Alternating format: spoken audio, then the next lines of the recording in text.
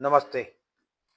આજે એકાત્મ માનવ દર્શનના પ્રણેતા અને સમગ્ર વિશ્વને રાષ્ટ્રવાદ ચિંતન આધારિત, હિન્દુ ચિંતન આધારિત એક વ્યવસ્થા અને એક વિચાર આપનાર મહાન તત્વચિંતક દીનદયાળ ઉપાધ્યાયજીની આજે પુણ્યતિથિ છે.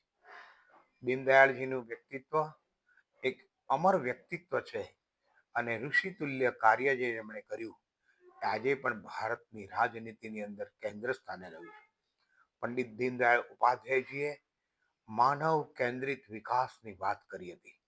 આજે પણ આપણે સબકા સાથ સબકા વિકાસની વાત કરી રહ્યા છીએ. દીનદયાળજીએ અંત્યોદયની વાત કરી હતી, સમાજના છેવાડાના માનવીના વિકાસની વાત કરી હતી. આજે પણ અનેક યોજનાઓ સરકાર સમાજના છેવાડાના અંત્યોદય વ્યક્તિના લાભાર્થે કરી રહી છે.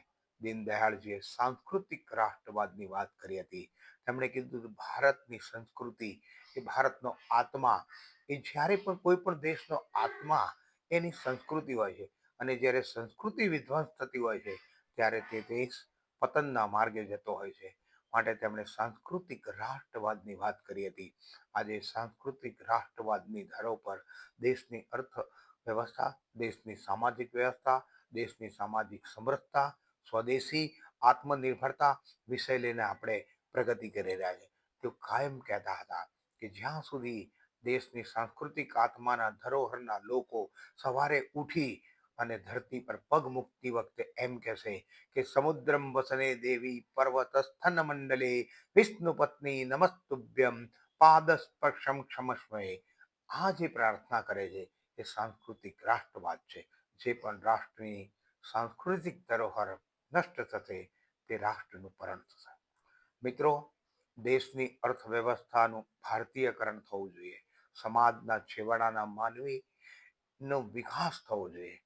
જીડીપી આધારિત અર્થવ્યવસ્થાનું માત્ર મૂલ્યાંકન નહીં, પરંતુ માનવીના જીવનની અંદર આવેલું પરિવર્તન, માનવીના છેવાડાના માનવીના વિકાસમાં આવેલું પરિવર્તન, એનું પણ મૂલ્યાંકન થવું જોઈએ. આવી ઉત્કૃષ્ટ રાજનીતિનો વિચાર રજૂ કરનાર પંડિત દીનદયાળજીનું જીવન એ વર્તમાન ભારતની રાજનીતિ માટે એક પથદર્શક બન્યું છે. આજે તેમની પુણ્યતિથિ નિમિત્તે હું અનિલ જોધાણી તેમને સત વંદન કરું છું. અને તેમનું લક્ષ્ય જે હતું જીવનનું કે સમાજના છેવાડાનો માનવીનો વિકાસ અને સાંસ્કૃતિક રાષ્ટ્રવાદ એ ધરોહરને આપણે સૌ કાયમ બનાવી રાખીએ, એ જ અભ્યર્થના સાથે વિનવું છું. વંદે માતરમ.